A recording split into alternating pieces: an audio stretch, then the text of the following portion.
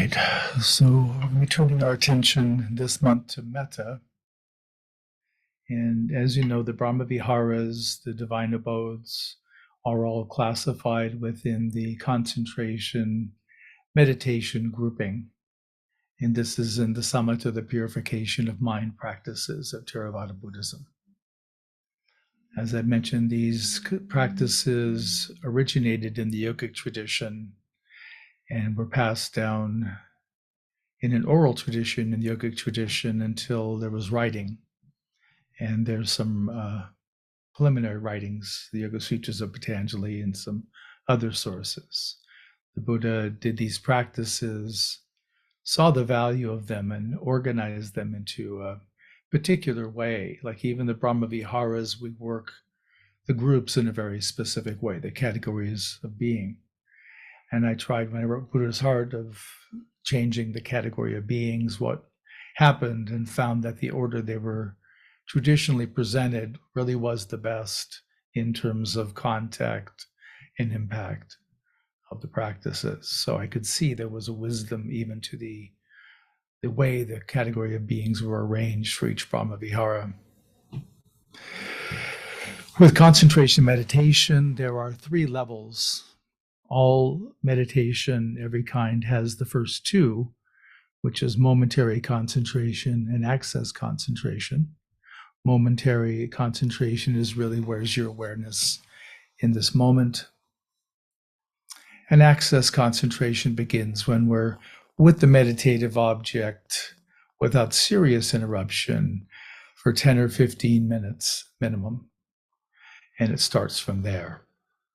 One of the benefits of access concentration is the jhana factors, the goodies that come as we get deeper and deeper concentrated. We start having joy and bliss and stability. One-pointedness can come in. We can really stay with the object with a lot of ease and comfort. And that's a time that we would sit longer. With the concentration practices such as metta, there's a 3rd level of concentration, absorption, or jhana. That's a potential in the practice. I haven't seen anyone who was able to experience jhana off retreat. So in home practice, I've not seen it, even home retreats, with a couple of exceptions. There were a few very experienced teachers I worked with who were able to do some of these practices at a solo retreat setting.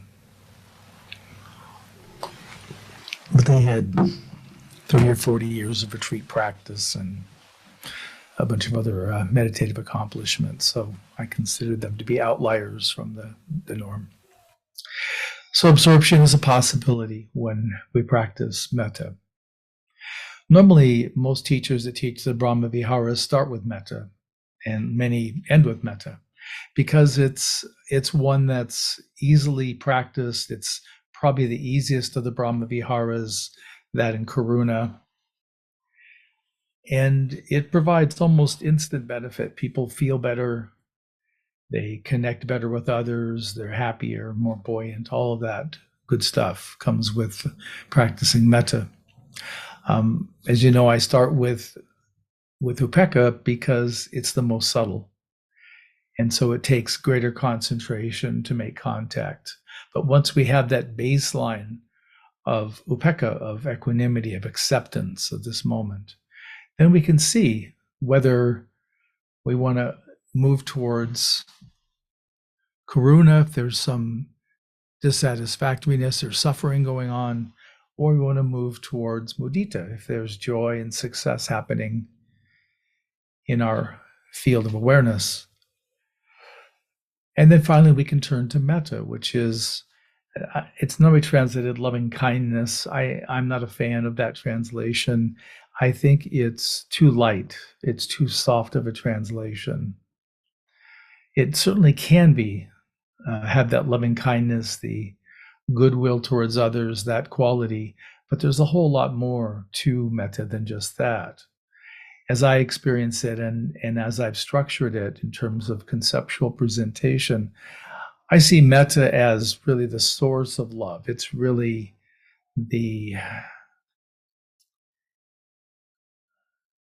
it's really the base of where all the differentiated love comes from, meaning karuna, mudita, and upekkha. And so to say loving kindness just doesn't quite grasp it. I've tried using terms like universal. I've used objective love. Some people like that, some didn't. And I've started using the term unborn, unconditioned and unborn, because I want to really communicate the timelessness and the ever presence of the love of metta. So I want to have you hold that in that perspective, that this is really, we're tapping into the source here. And this is really not just a little affirmation, a little feel good hit. This is the mother lode of love. It's unconditioned, it's objective, which means it's not conditioned in terms of whether you've behaved well and deserve it or behaved badly and don't deserve it. None of that is taken into consideration. The absolute doesn't function in that way. We're given free will, we make our own choices, we live with our own karma. And the metta is available to each of us in a full supply. So how much we contact that, how much we access it and open to it is really dependent on us. With the metta, with all qualities of the absolute, it's unconditioned, which means there's no birth and death. It doesn't come into creation. It doesn't get depleted. It doesn't get damaged. It doesn't go away. It's a self-generative kind of energetic process. So it's always present, and it's I hate to say the word adapting, but it's like it's generatively developing by taking in all of the information it has.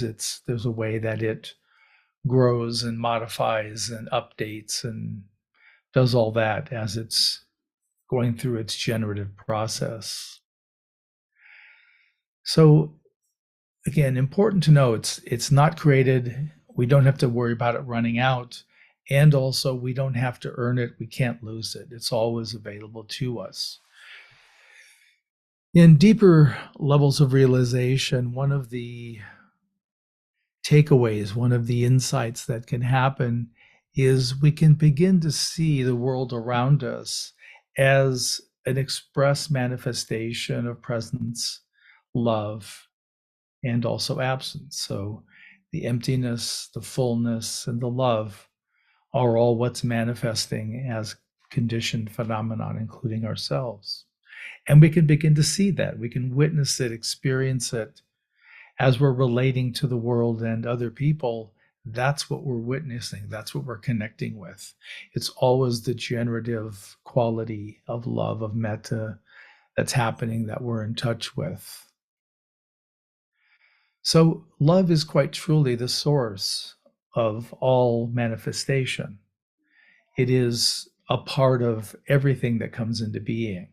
That and presence, and again, the absence. Those are the chief components that seem to form what we take as life in a conditioned world. When we practice with metta and connect into this unborn universal love, we can begin to recognize it as our essence, our core, a major part of our true nature, a life force behind animating everything. And the wonderful aspect of contact with metta is that it opens us to deeper and greater benevolence and trust. We trust the world. We trust the absolute in its manifestation is manifesting with wisdom. We begin to see that there is a wisdom behind all this. I can't track it all. I certainly can't know it as an individual, but I can feel the reality and the completeness of it in its functioning. And as we rest in metta, we also will feel held by the universe.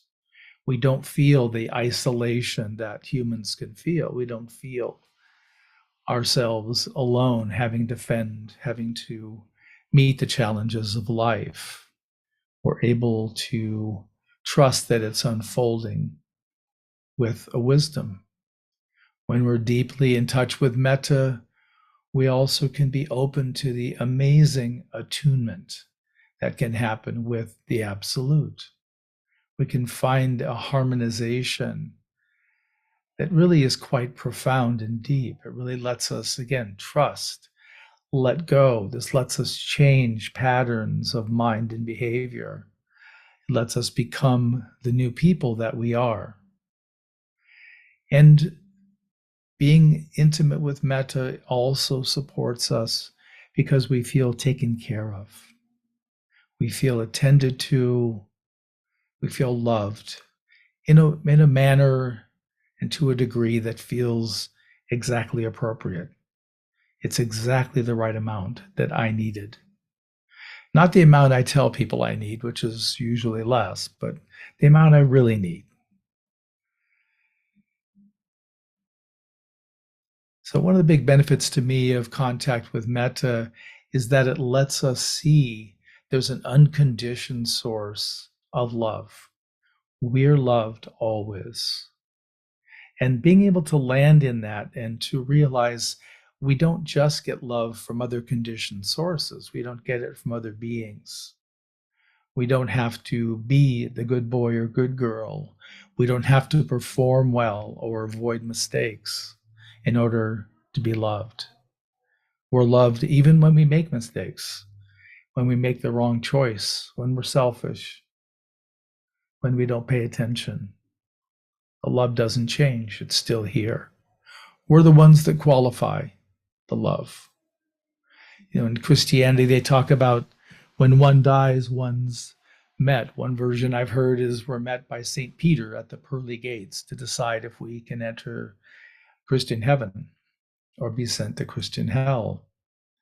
And as a child, I grew up in a Christian family. We'd go to church, and I also had this picture of there being like an accounting book, a ledger book with my name in it, listing all the good and bad things I'd done and some tally. And when you make direct, deep contact with the absolute and feel the objectiveness and the profound love, what we can take away from that is I'm the one that's judging me. At death, I'm the one that's doing the life review.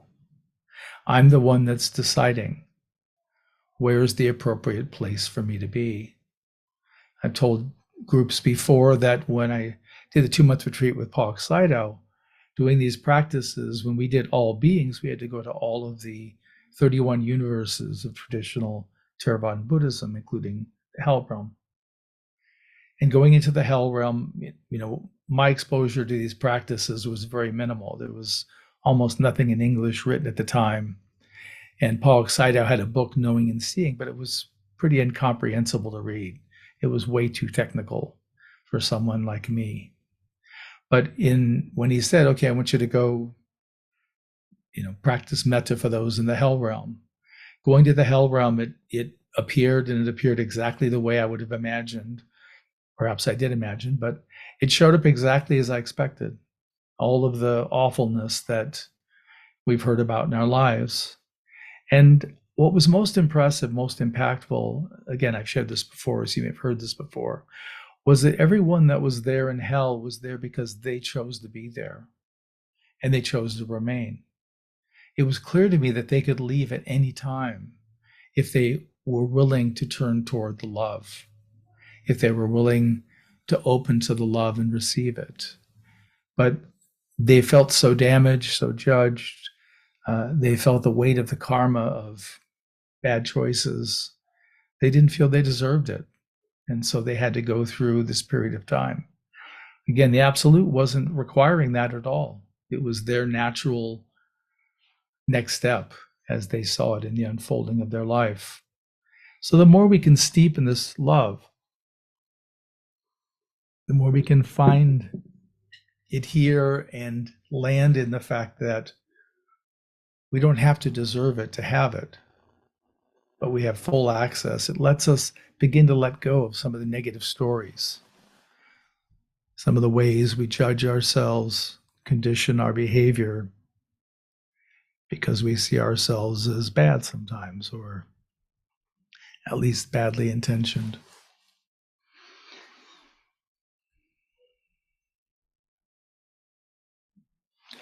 And last thing I'll say about the love is that it really lets us trust in the rightness of the universe, the rightness of the absolute. And I don't mean right and wrong. I'm talking about the trueness, the authenticity. I talk a lot about authenticity, that's our orientation as practitioners and as teachers. That's why I'm not looking for you to become clones of me, because I want you to be authentic teachers of your own understanding. We have a way we present, we have a way we position. That's absolutely true in the lineage. But we each have our own uniqueness that we bring. And if we bring that, that's what people resonate with.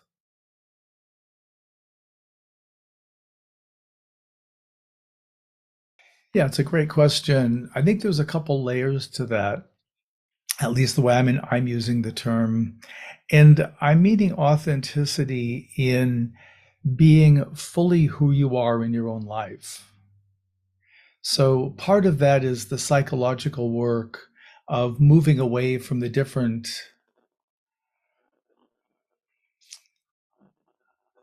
structured identities that we each have built and accumulated over our lifetime.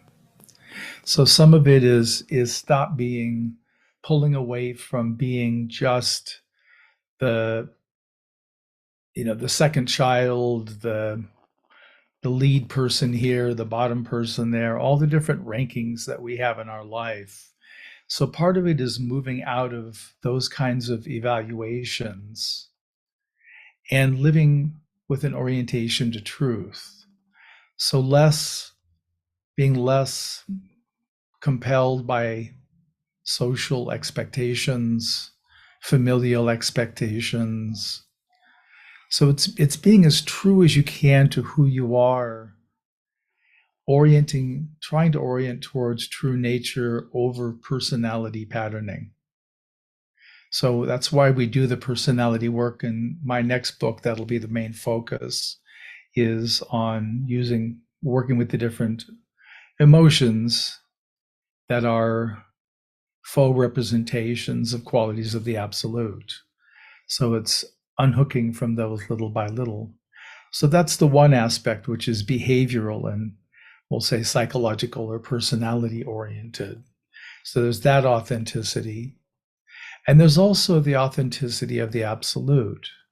So it's not only our connection with the absolute through practice, through realization, through transcendent experience, through the heart practices, but it's also being willing to be affected and changed by that contact. It's not saying that I get to do this my way. I told the story at the last group I did Saturday, had a longtime student who was at a retreat, and I was talking about realization.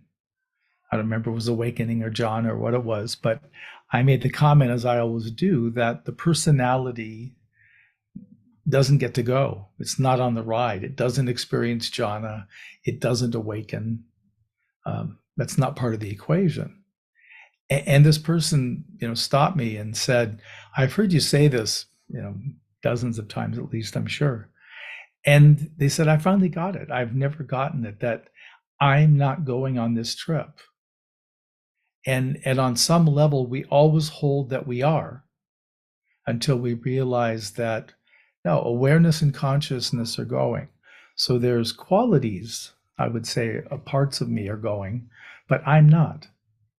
And so it's that indivisibility with the absolute. That's what we're experiencing. We do the absolute practices. And then slowly it begins to change how we see ourselves, who we are, how we function. And we learn to trust more and more the function of the absolute. So there's that authenticity of recognizing the absolute as the source of authenticity. It's opening, being willing to embody that, being willing to be directed and led by that. I talked before about becoming a teacher. I became very clear that I was committing to being a servant of the truth, that I needed to orient to the truth, even if it was uncomfortable for me, even if it was directly in opposition to something in my personality. But I had to give that commitment. And I think that's what it takes. And that's part of the authenticity, is understanding with humility, we're never going to know everything. We're never going to be done. Our work never finishes. We're process, not results oriented. So that probably was a little too much to answer your question.